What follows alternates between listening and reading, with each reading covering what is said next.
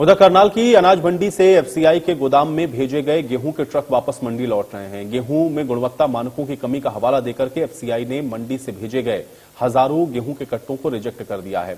FCI के quality control की team ने गेहूं में नमी की मात्रा की अधिकता और इसके अलावा साफ सफाई की कमी की बात को कहा है। सरकारी गोदाम से वापस भेजे गए कट्टों को मंडी में खाली करके गेहूं सुखाया और दोबारा सफाई की जा रही है।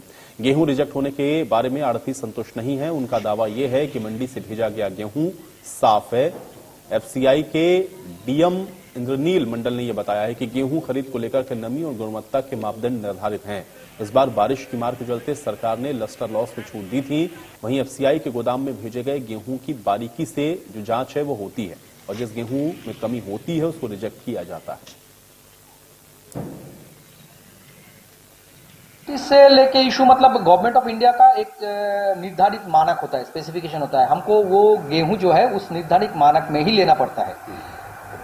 लेकिन उसमें हम लोग बहुत ज्यादा कुछ रिलैक्सेशन को दे नहीं पाता है। Relaxation already government of India से इस बार के लिए आ गया था, लस्टर लॉस के लिए और ब्रोकन एंड श्रिंकन ग्रेन के लिए एक रिलैक्सेशन आ गया था। उस रिलैक्सेशन के ऊपर अगर कोई जाता है तो हम उसको ले नहीं पाएंगे। उसमें फॉरेन मैटर, डास्ट, इसका भी एक मिनिमम लिमिट होता है। उसके ऊपर अगर जाता है तो हम ले नहीं पाएंगे, क्योंकि हम गवर्नमेंट ऑफ इंडिया का माने पैसा जो है खर्च करके स्टॉक प्रोक्योर कर रहे हैं। तो हमको चाहिए कि स्टॉक रेडी टू यूज हो। ऐसा ना हो कि हम ऐसा स्टॉक ले लिया कि it is not fit for माने ह्यूमन कंजम्पशन। तो स्टॉक मेरा डिपो में जाता है, मतलब it is ready to use. FCI ने करनाल अनाज मंडी से लिफ्ट किए गए हजारों कट्टों को गुणवत्ता के मापदंड में खरा नहीं होने के कारण रिजेक्ट कर दिया गया है।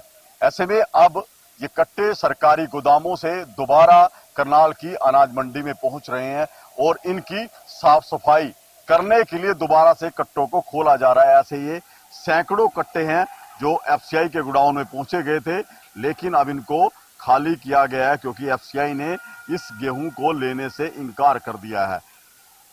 एफसीआई का तर्क है कि जो गेहूं इन कट्टों में भरा गया था वो गुणवत्ता के मापदंडों के अनुसार नहीं था, चाहे वो साफ सफाई की बात हो या नमी की मात्रा की बात हो। इस गेहूं में वो सभी मापदंड अधूरे थे और यही वजह रही है कि एफसीआई ने करनाल अनाज मंडी के हजारों कट्टों को रिजेक्ट कर दिया और निर्देश दिए कि सरकार द्वारा निर्धारित मापदंडों के अनुसार ही गेहूं को कट्टों में भरा जाए। तो ऐसे में बड़ा सवाल ये है कि क्या जब ये गेहूं सरकार द्वारा खरीदा जा रहा था तो जो आड़ती हैं या खरीद एजेंसियों के अधिकारी हैं उन्होंने जो गुणवत्ता के मापदंड थे उनकी अनदेखी क्यों करी? क्यों ऐसे गेहूं को इन कट्टों के अंदर भरा गया या सरकारी गोदामों तक पहुंचाया गया जो गुणवत्ता के माप के अनुसार नहीं था, जिनके अंदर नमी की मात्रा अधिक थी या साफ सफाई नहीं थी? तो ये बड़ा सवाल है। कहीं ना कहीं जो स्टेट की खरीद एजेंसियां उनके ऊपर भी आखिर ये लापरवाही क्यों की गई? क्योंकि अब जिस तरह से ये पोल खुली है कि करनाल अनाज मंडी के हजारों कट्टे एफसीआई ने रिजेक्ट किए हैं। आप देख सकते हैं ये वो गेहूं की गुणवत्ता है जो इन कट्टों से खोली गई थी और देख सकते हैं कि किस तरह के हालात जो हैं इन कट्टों के अंदर जो गेहूं रखी गई थी उसके बन चुके थे। ये गेहूं जो है सरकारी गोदाम में भेजा गया था और अब एफसीआई ने इसको रिजेक्ट कर दिया है क्योंकि इसकी गुणवत्ता जो है बेहद खराब है। बारिश में भीगने के बाद इसमें नमी की मात्रा अधिक मिली है। इसके अलावा जो साफ सफाई यहाँ पर की जानी थी आड़तियों के द्वारा वो भी नहीं की गई है। अब ये जो आप देख सकते हैं गेहूं अब वापस दोबारा मंडी में भेजा गया है एफसीआई के गोडाउन से और दोबारा से इसको सुखाया जा रहा है ताकि इसको खाने लायक बनाया जा सके, इसकी साफ सफाई हो सके। ये वो हजारों कट्टे इस तरह के मंडी में रखे हैं जिनको एफसीआई गोडाउन से वापस भेजा गया है, रिजेक्ट करके भेजा गया है। तो कहीं ना कहीं ये बड़ा सवाल है कि आखिर गेहूं की खरीद में इस तरह का गोलमाल क्यों किया जा रहा था?